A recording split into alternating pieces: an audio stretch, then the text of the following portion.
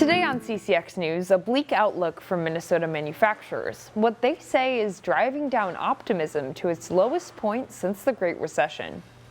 Thanks for joining us. Manufacturers say their growth outlook is radically different than what they've seen in a number of years, according to a newly released State of Manufacturing survey.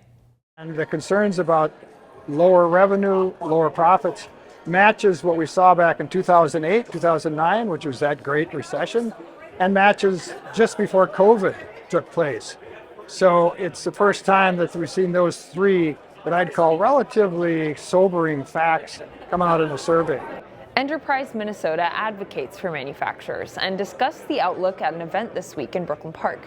A considerable concern for small and mid-sized manufacturers is Minnesota's recently approved paid leave legislation. They say cost concerns with the new program have started to cripple hiring and stunt growth. Historically, we would have exempted the very small companies, and we didn't exempt those. And so I would call it the organizations and people that our legislature was hoping to help the most, they hurt the most. 60% of manufacturers in the state have 10 or fewer employees. The legislation, however, treats them the same as large multinational companies. The paid leave law takes effect in 2026. In Brooklyn Center, a much different view than a month ago. The former Target store has been demolished. The store closed in 2019 and has been vacant since. The city bought the property for less than $4 million, with the hope of spurring redevelopment. There's a master plan for that area, 80 acres of land north of Highway 100 and east of Shingle Creek Parkway, which includes the former Target property. It's what's known as the Opportunity Site. There are grand visions with the hope of possibly creating a new downtown. You may have heard of a little free library. How about a free little art gallery? A Plymouth woman is sharing her love of art with her neighbors, and she wants them to share it back. Sometimes a little inspiration is just around the corner. It's really pretty simple. Theodora Poganot is the curator of a free little art gallery. The entire premise is take a little art, give a little art, take a little supplies, give a little supplies. Her family moved here just last year and was looking for ways to spread her love of art in her own way. I just really wanted something in our new home to kind of like celebrate it and bring the community together. This little library is a home to art and supplies of all kinds from anyone who drops them off. Some of the works are from neighborhood kids, others from professional artists. I have donations from Massachusetts and Texas and even from some that will be coming in from Florida soon. Poganot says since its installation, her neighbors have helped to keep the gallery alive by picking up and dropping off pieces of their own. There have been so many donations of art supplies, markers, watercolors, paintings, crafts. Though Poganot's property is quiet on a Thursday afternoon, you can see remnants of the joy chalked on the side of the box. Poganot says the neighbor kids love to create on the side of the road. Every once in a while, I'll come out getting ready to go to work and I'll hear their little giggles because they're waiting at the bus stop, and it just makes me so happy to hear and see other people so incredibly happy over this. And she doesn't plan on stopping anytime soon. It's actually been an absolute voracious consumption of this art, and I'm so happy. You can find this gallery at the corner of Windermere Curve and Pineview Lane North. There are nearly 600 little galleries across the world, but this is the first in the West Metro. This weekend at Wayzata High School, a time to kick off the Sunday shoes. In Weekend Showcase, photojournalist Dustin Scholl takes us to Wayzata Theater production of Footloose.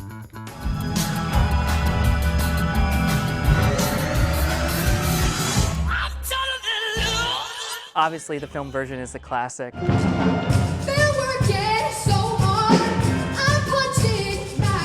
The theatrical version is just burst out singing and just so much choreography. It's just mind-boggling, and it's just a lot of fun.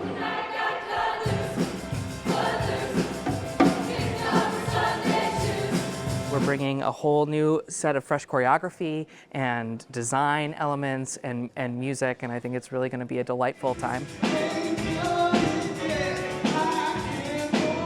Ren, he's very energetic and he just loves dancing, and he just brings out a sort of energy that I've never seen in any of the characters that I've played before.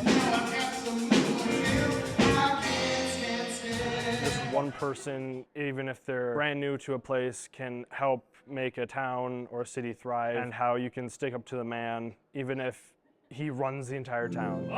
Speak up! Let the Lord hear your voice! We see the story of Ren, who's lost his father, and Shaw, who's lost his son, coming together around dance, and it's going to be a heartwarming story. So, who's that new guy at you? Oh, him. He's our new classmate. But my character is internally dealing with a lot of grief with losing her brother. She chooses to go hang out with a guy named Chuck, and he's not necessarily the best influence. He's like your stereotypical bad boy.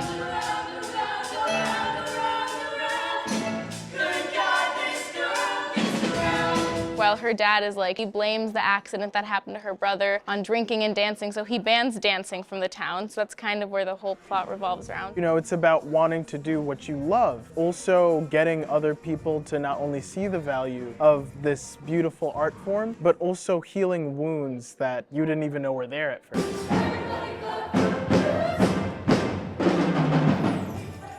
Wayzata's production of Footloose runs this weekend and next. We'll have a link to tickets and showtimes at ccxmedia.org. CCX Media, your source for great local programming, is available on Amazon Fire TV, Apple TV, and Roku. Our free app allows you to stream all 3 of our channels live. You also have access to a large on-demand library, including full sporting events and daily newscasts. To find us, go to the store, search CCX, and download our free app. Then sit back and enjoy all of your favorite local content. The CCX Media app, available on Amazon Fire TV, Apple TV, and Roku.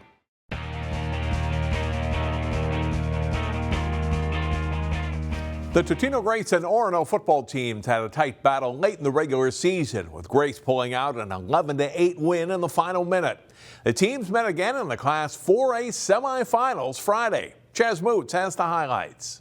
Totino-Grace advanced to the Class 4A state semifinal with a 24-0 shutout win over Hill Murray. Picking up action in the second quarter, Eagles down 7-3. Jake Person, with a man in his face, delivers a dot. He hits Griffin Burgess in stride for a 71-yard reception. A couple plays later, Michael Strong takes the handoff, finds a hole, and punches his way into the end zone. Eagles take the lead up 10-7. After a quick stop from the Totino-Grace defense, the Eagles offense went right back to work near the goal line. This time they feed the rock to Calvin McIntosh. TG extends the lead up 17-7. Then right before halftime, Eagles with the long third down. Orono called a timeout right before this play. They probably wish they didn't, because Marquel Keaton gets out in the open, lays a stiff arm, breaks a couple tackles, and then drags 2 defenders in for the score with just 10 seconds left. Eagles up 24-7 at halftime. Orono rallied in the third. Franklin Stevenson 2-yard touchdown run. Spartans down by 9. After an Orono stop, Spartans get the ball back. Charles Cordes, quarterback keeper, slices and dices his way in from 7 yards out. Orono pulls within 3 points. In the fourth quarter, the Eagles got a field goal to go up 6 points, but the Spartans knocking on the door. 4th down and 4 from the 8. Good rush, and Emmanuel Benson comes up with a pick. Eagles take over. And for the third time, Jimmy McNeil came through for the Eagles. The O-lineman and kicker went 3 for 3 on field goals, including this 36-yarder. That sealed the game. Totino-Grace beats Orono 30-21. They'll face Becker next Friday at 1 p.m. in the Class 4A Championship. In Minneapolis, Chaz Moots, CCX Sports. Wednesday marked a big day for some of the area's top high school athletes. It was National Letter of Intent Signing Day, when college-bound high school seniors made their college choices official.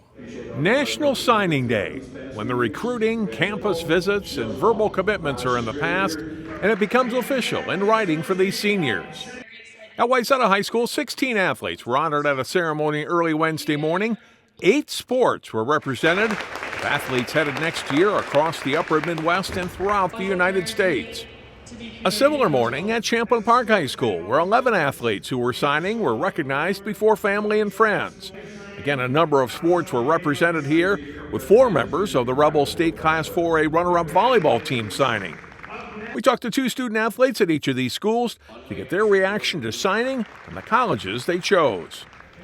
One of the main things for me is I want a good pitching coach. I've always grown up with Jim Brower. He's a great guy for me. I loved him. And then I'm Josh Newman. I love his philosophies and everything. I think he gives me an opportunity to succeed down there. Purdue gives me that opportunity to play at the next level, obviously.